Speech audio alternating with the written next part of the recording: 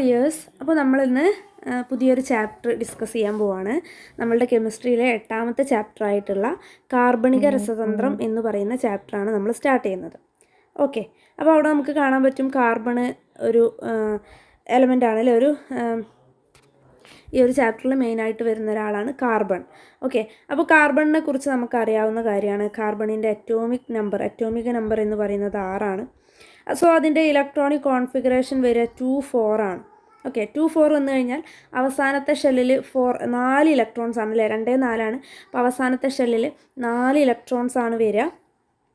4 electrons ആവുന്നത് കൊണ്ട് തന്നെ കാർബൺ എപ്പോഴും ഒരു സഹസംയോജക ബന്ധനത്തിനായിരിക്കും എന്തുണ്ടായിരിക്കുക, സാധ്യത ഉണ്ടായിരിക്കുക.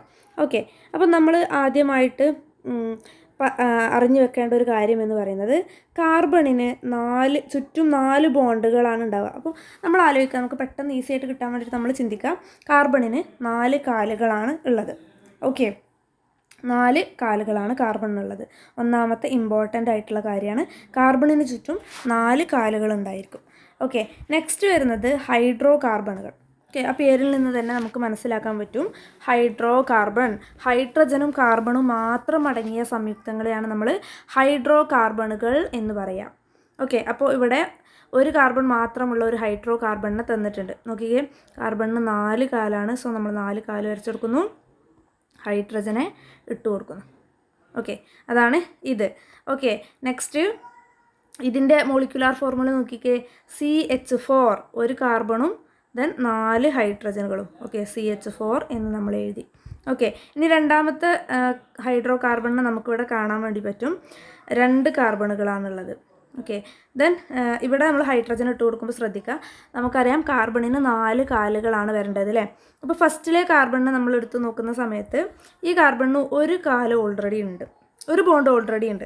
സോ നമുക്കിനി ബാക്കി 4 എണ്ണം തേക്കാൻ വേണ്ടിയിട്ട് ബാക്കി 3 എണ്ണമാണ് ഇട്ട് കൊടുക്കേണ്ടത്. അപ്പോൾ 4 ആയി. ഓക്കെ, അപ്പോൾ നമ്മളവിടെയൊക്കെ ഹൈഡ്രജനെ ചേർത്ത് കൊടുക്കുന്നു. ദെൻ രണ്ടാമത്തെ കാർബൺ നോക്കിക്കേ, അവിടെയും സെയിം, ഒരു കാല് ഓൾറെഡി ഉണ്ട്. സോ നമ്മൾ ബാക്കി 3 എണ്ണം ഇട്ട് കൊടുക്കുന്നു. ഓക്കെ, ഇങ്ങനെ കിട്ടി. അപ്പോൾ ഈ ഒരു ഹൈഡ്രോ കാർബണിൻ്റെ സ്ട്രക്ചറാണ് ഇപ്പോൾ നമുക്ക് കിട്ടിയത് അല്ലേ. ഓക്കെ, ഇനി നമ്മൾ ഇതിനെ നമുക്ക് ചുരുക്കി എഴുതാൻ വേണ്ടി പറ്റും. ഓക്കെ, ഒരു കാർബണും 3 ഹൈഡ്രജനും. ഓക്കെ, ഒരു കാർബണിന് 3 ഹൈഡ്രജൻ ഉണ്ട്. സോ നമ്മളതിനെ CH3 എന്ന് എഴുതി, ചുരുക്കി എഴുതാണ് കേട്ടോ നമ്മൾ.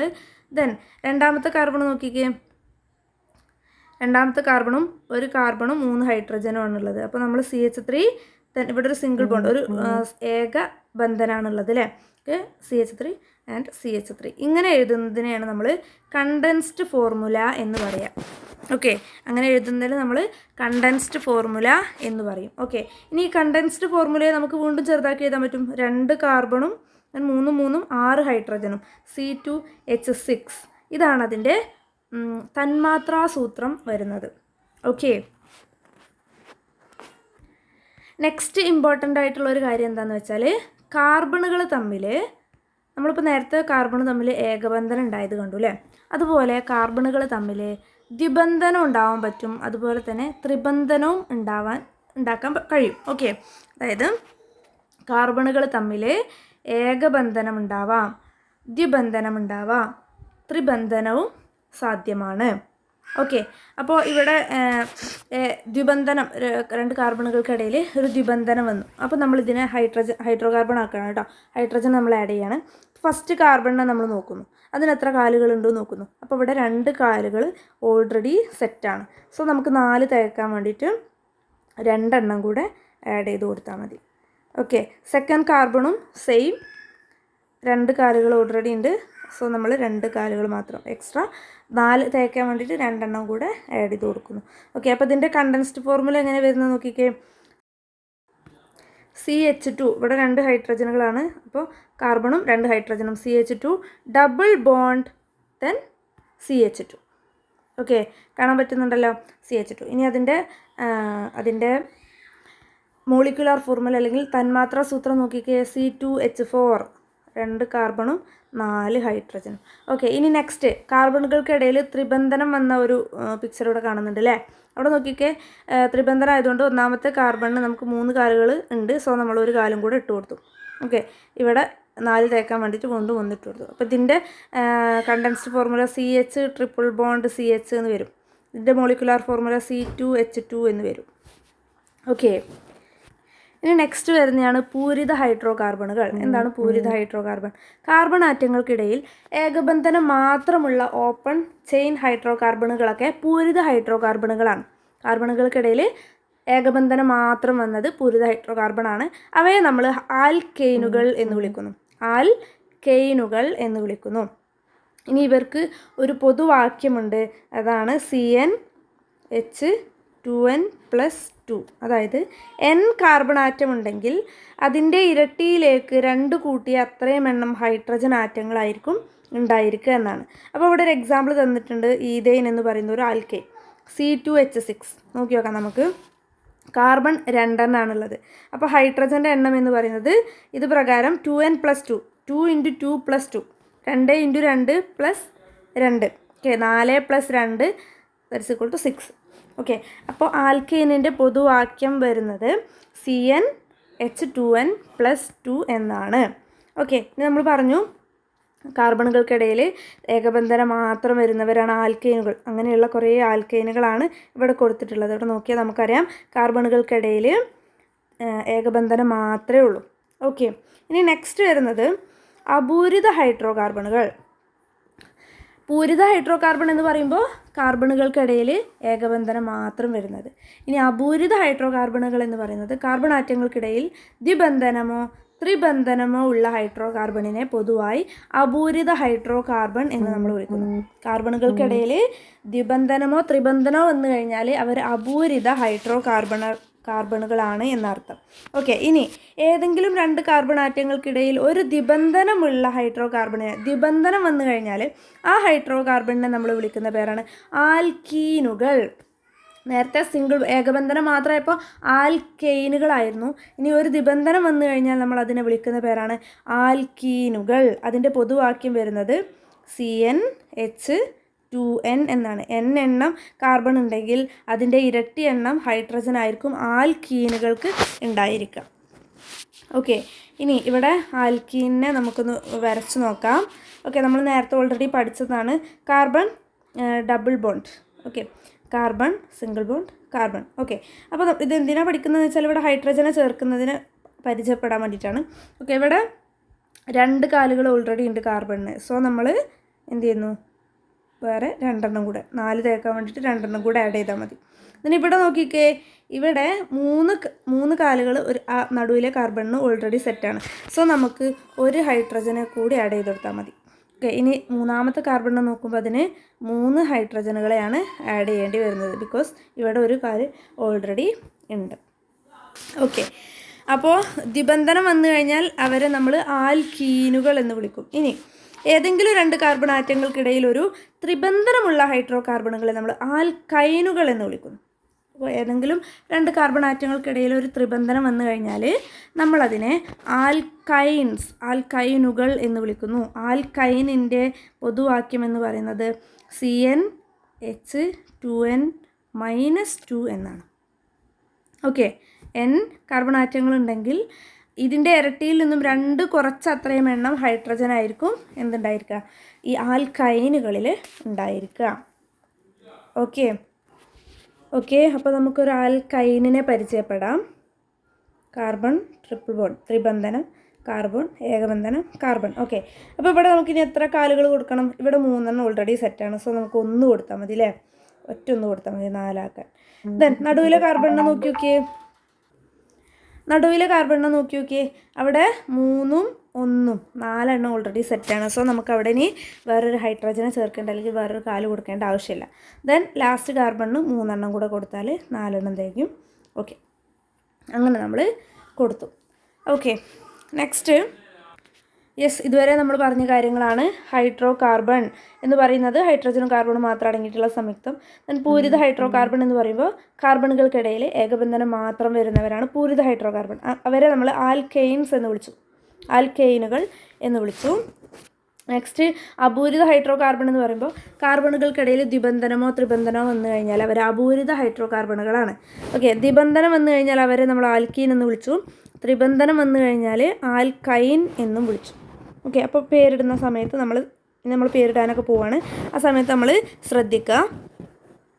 ഏകബന്ധനം വന്നു കഴിഞ്ഞാൽ പേരിൻ്റെ ലാസ്റ്റ് എയിനായിരിക്കും. ദ്വിബന്ധനം വന്നു കഴിഞ്ഞു കഴിഞ്ഞാൽ പേരിൻ്റെ ലാസ്റ്റ് ഈനായിരിക്കും. ത്രിബന്ധനം വന്നു കഴിഞ്ഞാൽ പേരിൻ്റെ ലാസ്റ്റ് ഐൻ എന്നായിരിക്കും. ഓക്കെ, നെക്സ്റ്റ് വരുന്നത് ഹോമോലോഗസ് ശ്രേണി. അപ്പോൾ ഹോമോലോഗസ് ശ്രേണി എന്താണ് എന്നറിയണമെങ്കിൽ നിങ്ങൾ ഈ ഹോമോലോഗസ് ശ്രേണീൻ്റെ 4 സ്വഭാവങ്ങളാണ് പഠിക്കേണ്ടത്. ഓക്കെ, അപ്പോൾ ഒന്നാമത്തെ സ്വഭാവം നോക്കാം. അംഗങ്ങളെ പൊതുവാക്യം കൊണ്ട് പ്രതിനിധീകരിക്കാൻ കഴിയുന്നു. അപ്പോൾ നമ്മളിപ്പോൾ ആൽക്കൈൻ ശ്രേണിയെ, ആൽക്കീൻ ശ്രേണിയെ, ആൽക്കൈൻ ശ്രേണിയൊക്കെ നമ്മൾ എന്ത് ചെയ്തു, ഒരു പൊതുവാക്യം കൊണ്ട് പ്രതിനിധീകരിച്ചു അല്ലേ. ഓക്കെ, അപ്പോൾ ഒന്നാമത്തെ ഹോമോലോഗസ് ശ്രേണിയുടെ ഒന്നാമത്തെ സ്വഭാവമാണ് അംഗങ്ങളെ പൊതുവായ അല്ലെങ്കിൽ പൊതുവാക്യം കൊണ്ട് പ്രതിനിധീകരിക്കാൻ കഴിയുന്നു എന്നുള്ളത്. ഓക്കെ, നെക്സ്റ്റ് അടുത്തടുത്ത അംഗങ്ങൾ തമ്മിൽ ഒരു CH2 ഗ്രൂപ്പിൻ്റെ വ്യത്യാസം ഉണ്ടായിരിക്കും എന്ന് പറഞ്ഞു കഴിഞ്ഞാൽ ഇപ്പോൾ നമുക്ക് ആൽക്കൈനിനൊന്ന് നോക്കാം. ഇപ്പോൾ ഇവിടെ മീഥൈനും ഈഥൈനും അടുത്തടുത്തുള്ള മെമ്പേഴ്സാണ്, അടുത്തടുത്തുള്ള അംഗങ്ങളാണ് ആൽക്കൈൻ ശ്രേണിയിൽ. അപ്പോൾ നമുക്കൊന്ന് ചെയ്തു നോക്കാം. C2H6 നിന്നും CH4 നമുക്കൊന്ന് കുറച്ച് നോക്കാം. ഓക്കെ, C2H6 അതിൽ നിന്നും CH4 നമ്മൾ കുറക്കണം. അപ്പോൾ നോക്കിയേ, C2 നിന്ന് C കുറച്ച് കഴിഞ്ഞാൽ C, ഒരു കാർബൺ. H6 6 കാർബണിൽ നിന്ന് 4 കാർബൺ കുറച്ച് കഴിഞ്ഞാൽ 2 കാർബൺ, CH2. കണ്ടോ? അപ്പോൾ അതാണ് പറഞ്ഞത്, അടുത്തടുത്ത അംഗങ്ങൾ തമ്മിലൊരു CH2 ഗ്രൂപ്പിൻ്റെ വ്യത്യാസമാണ് കാണിക്കുക. അത് ആൽക്കൈനിലും ആൽക്കീനിലും ആൽക്കൈനിലും അതുപോലെ തന്നെയാണ് കേട്ടോ. അപ്പോൾ ഇതൊരു ഹോമോലോഗസ് ശ്രേണിയാണ് എന്നാണ് നമുക്കതിൽ നിന്ന് മനസ്സിലാക്കാൻ പറ്റുക. ഓക്കെ, ദെൻ അംഗങ്ങൾ രാസഗുണങ്ങളിൽ സാമ്യം പ്രകടിപ്പിക്കുന്നു. ഓരോ അംഗങ്ങളും അവരുടെ രാസഗുണങ്ങളിൽ സാമ്യം കാണിക്കുന്നുണ്ട്. ആൻഡ് ഓൾസോ ഭൗതിക ഗുണങ്ങളിൽ ക്രമമായ വ്യതിയാനം കാണിക്കുന്നു. ഇവരുടെ ഭൗതിക ഗുണങ്ങളിൽ അവർ ഒരു ക്രമമായ വ്യതിയാനമാണ് കാണിക്കുന്നത്. അപ്പോൾ ഈ 4 പോയിൻറ്റ്സ് നന്നായിട്ട് പഠിച്ചു വെക്കുക. ഓക്കെ, നെക്സ്റ്റ് ഹൈഡ്രോ കാർബണുകളുടെ നാമകരണം. ഹൈഡ്രോ കാർബണുകൾക്ക് നമ്മൾ പേരിടാൻ വേണ്ടി പോവാണ്. ഓക്കെ, അപ്പോൾ അതിന് വേണ്ടിയിട്ടുള്ള 3 സ്റ്റെപ്പുകളാണ്. ഒന്നാമത് കാർബൺ ആറ്റങ്ങളുടെ എണ്ണം. ഒരു ഹൈഡ്രോ കാർബൺ കിട്ടിക്കഴിഞ്ഞാൽ അതിൽ എത്ര കാർബൺ ആറ്റങ്ങളുണ്ട് എന്നുള്ളത് നമ്മൾ എണ്ണാണ്. നെക്സ്റ്റ് കാർബൺ ആറ്റങ്ങൾക്കിടയിലുള്ള രാസബന്ധനങ്ങളുടെ സ്വഭാവം. കാർബൺ ആറ്റങ്ങൾക്കിടയിൽ ഏകബന്ധനമാണോ അതോ ദ്വിബന്ധനമുണ്ടോ ത്രിബന്ധനമുണ്ടോ എന്നുള്ളത് നമ്മൾ ചെക്ക് ചെയ്യുന്നു. ദെൻ അവസാനമായിട്ട് കാർബൺ ആറ്റങ്ങളുടെ എണ്ണം സൂചിപ്പിക്കുന്ന സംഖ്യകളുടെ അടിസ്ഥാനത്തിൽ പദമൂലങ്ങൾ സ്വീകരിക്കുന്നു. അപ്പോൾ എന്താണ് പദമൂലങ്ങൾ? ഇവിടെ കൊടുത്തിട്ടുള്ള 10 പദമൂലങ്ങളാണ് ഇവിടെ ഉള്ളത്. ഓക്കെ, കാർബൺ ആറ്റങ്ങളുടെ എണ്ണത്തിനനുസരിച്ച് നമ്മൾ പദമൂലങ്ങളെ സെലക്ട് ചെയ്യാണ്. ഒരു കാർബൺ ആറ്റാണെങ്കിൽ അതിൻ്റെ പദമൂലം നമ്മൾ സെലക്ട് ചെയ്യുക മീത് എന്നാണ്. 2 കാർബൺ ആറ്റങ്ങൾ ഉണ്ടെങ്കിൽ ഈത് സെലക്ട് ചെയ്യും. 3 ആണെങ്കിൽ പ്രൊപ്പ്, 4 ആണെങ്കിൽ ബ്യൂട്ട്, 5 ആണെങ്കിൽ പെൻറ്റ്, 6 ആണെങ്കിൽ ഹെക്സ്, 7 ആണെങ്കിൽ ഹെപ്റ്റ്, 8 ആണെങ്കിൽ ഒക്റ്റ്, 9 അല്ലെങ്കിൽ 9 ആണെങ്കിൽ നോൺ, ആൻഡ് 10 ആണെങ്കിൽ ഡക്ക് എന്നിങ്ങനെയാണ് നമ്മൾ പദമൂലങ്ങൾ സെലക്ട് ചെയ്യുന്നത്. ഓക്കെ, അപ്പോൾ നമുക്ക് ഒന്ന് നോക്കി നോക്കാം. ഇവിടെ നമ്മൾ ഇതിനെടുക്കുകയാണ് കേട്ടോ. 3 കാർബൺ ആറ്റങ്ങളാണ്. ഓക്കെ, ഇവിടെ നമ്മൾ എന്ത് ചെയ്യാണ്, ഹൈഡ്രോ കാർബൺ നമുക്ക് കിട്ടിയിട്ടുണ്ട്. ഓക്കെ, ഇവിടെയൊക്കെ ഹൈഡ്രജനുകളുണ്ട്. ഓക്കെ, നമുക്ക് നോക്കി ഇവിടെ. അപ്പോൾ ഇതിൻ്റെ പേര് നമ്മൾ ഉണ്ടാക്കാൻ പോവാണ്. പേരുണ്ടാക്കുന്ന സമയത്ത് നമ്മൾ ആദ്യം കാർബണിനെ എണ്ണുന്നു. 3 കാർബണുകളാണ് അവിടെ ഉള്ളത്. സോ 3 കാർബൺ ആയതുകൊണ്ട് തന്നെ നമ്മളതിന് ഉപയോഗിക്കേണ്ട പദമൂലം സെലക്ട് ചെയ്യുന്നു. ഏതാണ്? 3 കാർബൺ ആകുമ്പോൾ പ്രൊപ്പാണ് നമ്മൾ സെലക്ട് ചെയ്യുക. ഓക്കെ, പ്രൊപ്പ് സെലക്ട് ചെയ്തു. നെക്സ്റ്റ് നമ്മളുടെ ഒരു ഇത് വരുന്നത് അതിൻ്റെ ഇടയിൽ ഏകബന്ധനം മാത്രമുള്ളോ അല്ല ദ്വിബന്ധനമുണ്ടോ ത്രിബന്ധനമുണ്ടോ എന്നുള്ളതാണ്. അപ്പോൾ നമ്മൾ നോക്കുന്ന സമയത്ത് നമുക്ക് മനസ്സിലായി ഏകബന്ധനം മാത്രമേ ഉള്ളൂ. ഏകബന്ധനം മാത്രമാണെന്നുണ്ടെങ്കിൽ നമ്മൾ പേരെന്ത് കൊടുക്കും? എയിൻ എന്നാണ് ലാസ്റ്റ് കൊടുക്കേണ്ടത് അല്ലേ? ആൽക്കെയിൻ എന്ന് പറയുന്ന ആൽക്കെയിൻ. ഓക്കെ, പ്രൊപ്പെയിൻ എന്ന് നമ്മൾ പേര് കൊടുക്കണം. ഏകബന്ധനം മാത്രമാണെന്നുണ്ടെങ്കിൽ നമ്മൾ പറഞ്ഞ പോലെ ഇവിടെ എയിനാണ് നമ്മൾ പേരിൻ്റെ ലാസ്റ്റിൽ കൊടുക്കേണ്ടത്. ഓക്കെ, നെക്സ്റ്റ് മറ്റൊരു ഹൈഡ്രോ കാർബണിനെ നോക്കാം. Carbon, double bond, carbon. Okay, ഇവിടെയൊക്കെ ഹൈഡ്രജൻ ഉണ്ട്. അപ്പോൾ നമ്മൾ ഇതിൻ്റെ പേര് കൊടുക്കുന്ന സമയത്ത് നമ്മൾ എന്ത് ചെയ്യണം? ആദ്യം കാർബണിനെ എണ്ണുന്നു. 3 കാർബണാണ്. സോ നമ്മൾ പ്രൊപ്പ് സെലക്ട് ചെയ്തു, നേരത്തെ പോലെ തന്നെ പ്രൊപ്പ്. ഇനി ഇവിടെ ഏകബന്ധനോ ഡബിൾ ബോണ്ടോ അല്ലെങ്കിൽ ദ്വിബന്ധനമോ അല്ലെങ്കിൽ ത്രിബന്ധനമോ ഉണ്ടോ നമുക്ക് നോക്കണം. അപ്പോൾ നമുക്ക് കാണാൻ പറ്റും ഇവിടെ ഒരു ദ്വിബന്ധനം കാണുന്നുണ്ട് അല്ലേ? ദ്വിബന്ധനം കണ്ടു കഴിഞ്ഞാൽ നമ്മൾ പേരിൻ്റെ ലാസ്റ്റ് ഈൻ എന്ന് കൊടുക്കണം. പ്രൊപ്പീൻ. ഓക്കെ, പ്രൊപ്പീൻ എന്ന് കൊടുത്തു. അപ്പോൾ ഇങ്ങനെയാണ് പേര് കൊടുക്കുക. ഇനി നമുക്കൊരു ആൽക്കൈനിൻ്റെ പേരും കൂടെ നോക്കാം കേട്ടോ. ആൽക്കൈന്. അപ്പോൾ അതിന് വേണ്ടിയിട്ട് ഞാൻ ഓക്കെ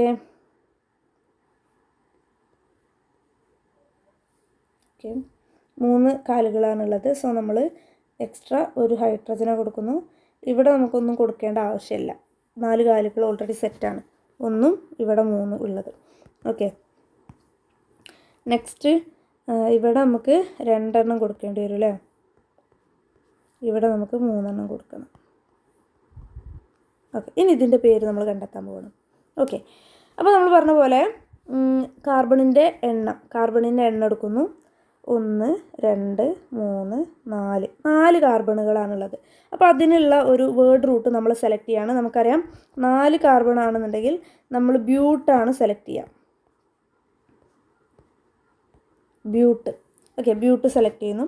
ഇനി ഇവിടെ ത്രിബന്ധനം വന്നിട്ടുണ്ട് അല്ലേ. ത്രിബന്ധനം വന്നു കഴിഞ്ഞാൽ പേരിൻ്റെ ലാസ്റ്റ് നമ്മൾ സെലക്ട് ചെയ്യേണ്ടത് അയിൻ എന്നാണ്.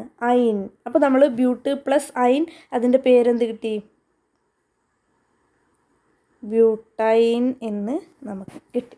അപ്പോൾ ഇങ്ങനെയാണ് ഹൈഡ്രോ കാർബണുകൾക്ക് പേരിടുന്നത്. ഓക്കെ.